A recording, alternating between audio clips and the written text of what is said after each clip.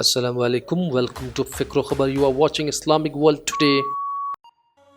Israeli airstrikes target Gaza Strip. Airstrikes hit Jabalia belonging to Hamas. Turkey urged Islamic cooperation to help needy Muslims. Erdogan says 21% population of Organization of Islamic Cooperation countries struggle with life at poverty line. Regime and Russian jets kills 19 civilians in Idlib, Syria. Bombardment in ceasefire zone ongoing. It is feared number of civilian casualties will climb. Iraq. Death toll from armed attack rises to 25. At least 120 people injured in Friday attack by unidentified assailants in capital Baghdad, say sources.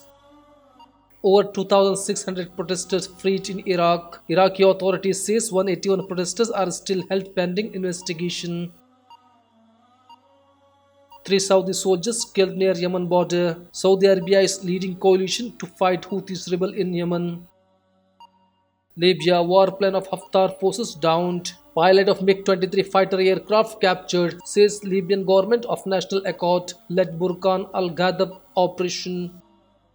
Sudan to withdraw all forces from Yemen. PM. Conflict in Yemen has no military solution, says Abdullah Hamdok.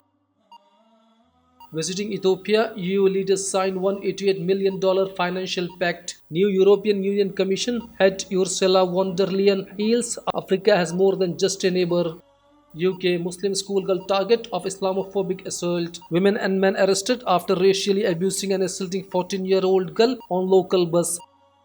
US restarts peace talk with Afghan Taliban in Qatar. Throne issues of ceasefire set to dominate renewed talks for proposed peace deal in conflict thrown Afghanistan.